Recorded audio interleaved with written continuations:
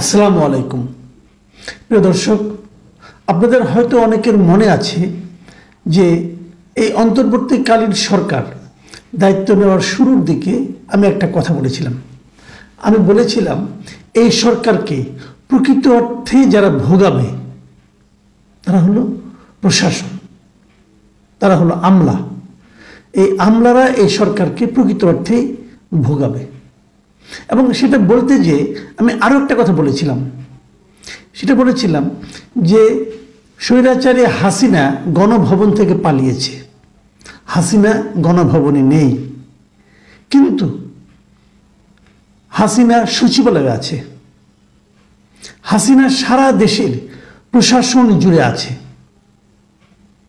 বলেছিলাম কেন? আমি বলেছিলাম এই কারণে যে হাসিনা সরকারকে যারা টিকিয়ে রেখেছিল সেই প্রশাসন কিন্তু তখনও ছিল, এখনও আছে, বহাল তবিয়তে রয়ে গেছে।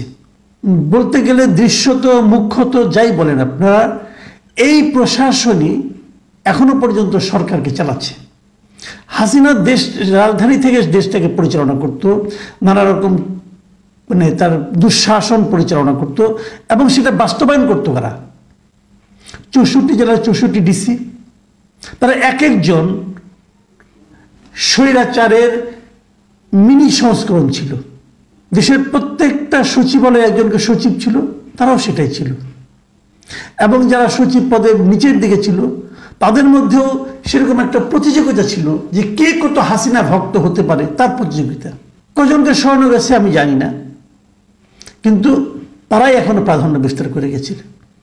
যে কথাটা বলেছিলাম তারা ভোগাবে, সেই ভোগান্তি কিন্তু শুরু হয়ে গেছে। সেই ভোগান্তির নমুনা আমরা এখন দেখতে পাচ্ছি। আমি বলছি ঘটনাগুলো যে প্রশাসনকে সংস্কার করার জন্য এই সরকার, অন্তর্বর্তীকালীন সরকার, শুরুতে একটা জনপ্রশাসন সংস্কার কমিশন করেছে।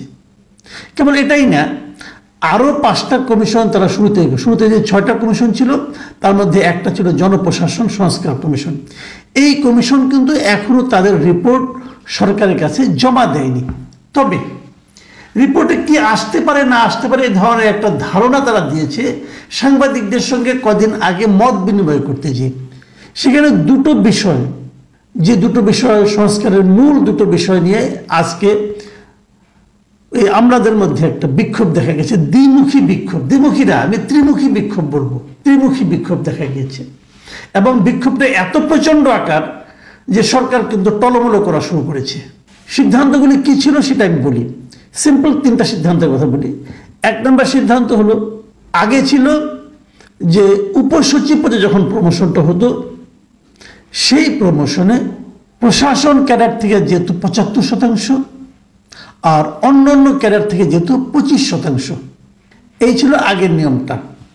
নতুন নিয়ম যেটা হচ্ছে, যেটা প্রস্তাবনা দেওয়া হয়েছে, সেটা হলো এই জায়গাটাতে প্রশাসন ক্যাডার থেকে নেওয়া হবে 50% আর বাকি 25টা যে ক্যাডার আছে সেই বাকি 25 ক্যাডার থেকে নেওয়া হবে 50%। এই হলো সরকারের একটা সিদ্ধান্ত। তারা বলতে চাচ্ছে এই ধরনের একটা প্রস্তাব আমরা এই কমিশন সরকারের কাছে দেবে। আরেকটা সিদ্ধান্তের কথা তারা সুপারিশের কথা, সিদ্ধান্ত ঠিক সুপারিশ বলতে পারেন আপনি, আরেকটা সুপারিশের কথা তারা বলেছে। সেই সুপারিশটা হলো শিক্ষা এবং স্বাস্থ্যকে তারা ক্যাডারে রাখবে না। জুডিশিয়াল সার্ভিস কমিশন যেরকম আছে সেরকম এটাকে জুডিশিয়াল সার্ভিস কমিশনের মধ্যে নিয়ে যাবে, তারা ক্যাডারভুক্ত হবে না। এই দুটো সিদ্ধান্ত। অনেকে হয়তো বিষয়গুলো বুঝবেন না, সাধারণ মানুষ যারা আছেন, যে ক্যাডার কি ভাই, এটা করলে কি হয় না হয়, নানা ধরনের কথা। আমি আপনাদের সংক্ষেপে কিন্তু এতটুকু বলি আপনার বোঝার সুবিধার্থে, সহজ করে বলার জন্য। ওই যে বিসিএস পরীক্ষা হয় না, এই বিসিএস পরীক্ষা যারা পাশ করে তারাই কিন্তু ক্যাডার, বেসিক্যালি তারাই সরকারের ক্যাডার হয়। ক্যাডার মানে এখান থেকেই প্রথমে সহকারী কমিশন হয়, সেক্রেটারি হয়, সহকারী সচিব হয়, তারপরে সে কিন্তু প্রমোশন পেতে পেতে উপসচিব, যুগ্ম সচিব, অতিরিক্ত সচিব, তারপরে সচিব, তারপরে সিনিয়র সচিব, এই পদগুলি তারা আস্তে আস্তে আস্তে পায়। কিন্তু এতদিন একটা বৈষম্য এটা নিয়ে ছিল। সেই বৈষম্যটা কোথায়? বৈষম্য হলো আসলে এই ক্যাডার সার্ভিসে মূলত রাজ করতো, মানে মূলত কর্তৃত্ব ফলাতো প্রশাসন ক্যাডারের লোকেরা। সচিব হতো ম্যাক্সিমাম প্রশাসন ক্যাডারের লোক, তাদের দিক থেকে সচিব হতো। মানে উপসচিবের পরের থেকে তারাই হতে থাকতো, তারাই সমস্ত রাজত্ব করতো, তাদেরই কর্তৃত্ব চলতো। তার বিরুদ্ধে